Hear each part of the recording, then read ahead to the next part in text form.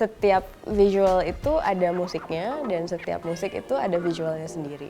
Tapi dalam hal pertunjukan, buat gue nggak selalu setiap pertunjukan musik ada visualnya sih.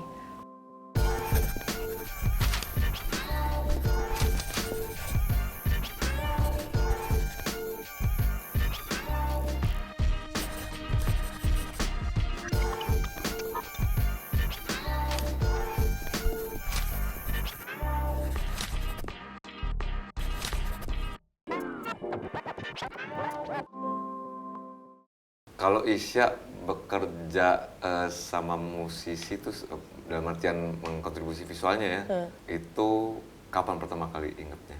Dulu tuh kita punya community, gue di situ tuh. Iya. Itu sih awalnya. Tapi itu yang nge-trigger apa dulu? Mereka ngasih musiknya dulu atau lo udah punya materi visual ditawarin ke mereka atau gimana? Sebenarnya sih mungkin kita pada waktu itu sekedar gimana ya, sama-sama sering nongkrong, terus gue juga sering dengerin musik mereka, terus kayak lucu kali ya kalau kita kasih visual gitu-gitu aja sih. Lebih dari ngobrol-ngobrol, terus ayo coba deh gitu. Oke. Tapi the best things in life happens just by ngobrol-ngobrol. ngobrol and Iya. just messing around sih. Iya. Lu sendiri kalau manggung pernah ada Rim pakai visual? Gue mirip banget sama lo mas, gue DIY banget. Music video pertama gue harganya 150.000. Gue lihat tuh yang, tapi lu masih Di pakai. jalan tol. Iya, yang Iya. all these text messages. Itu juga, itu Iya. berantakan banget. Itu cuma pakai green screen. Sya, kalau menurut lo sendiri gimana? Penting gak sih band punya atau musisi tampil performa ada visualnya? Buat gue selalu gini sih, setiap visual itu ada musiknya dan setiap musik itu ada visualnya sendiri. Tapi dalam hal pertunjukan, buat gue nggak selalu setiap pertunjukan musik ada visualnya sih. Gitu. Jadi memang tergantung jenis musiknya, skala acaranya, terus venue-nya, itu semua buat gue sangat berpengaruh gitu. Buat gue kalau misalnya band, gue nggak mau punya visual, sah-sah aja gitu, nggak apa-apa juga gitu. Proyek mana sekarang mungkin yang udah lo lakuin gitu yang paling puas? Proyek apa tuh? Visual di musik terutama. Di musik ya, gue tuh beruntung juga ketemu project-project yang gue seneng terus gitu. Konteksnya yang paling challenging? Challenging, gue tuh ngerjain sebuah klub gitu. Itu lumayan challenging karena secara teknis kayak LED-nya, sistemnya itu ribet banget. Jadi itu kayak, pusing banget.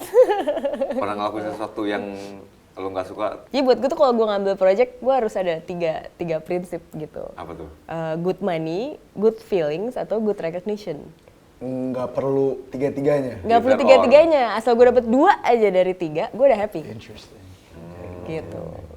Kalau lo ada nggak tipsnya buat pekerja-pekerja seni kayak kita atau kayak lo gini?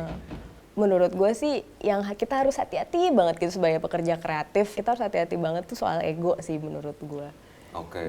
Dan apa ya, klise banget tapi kadang kita ya harus mengalah untuk menang aja gitu. Nggak harus selalu menangin ego. Karena kadang-kadang kalau kita terus-terusan menangin ego itu akan membawa lo ke tempat yang lo juga nggak pengen ada di situ gitu. Jadi tahu kapan pick your battle lah gitu. Nggak semuanya harus lo ributin gitu. Bener juga. Gitu aja sih kalau Itu gue. sih susah.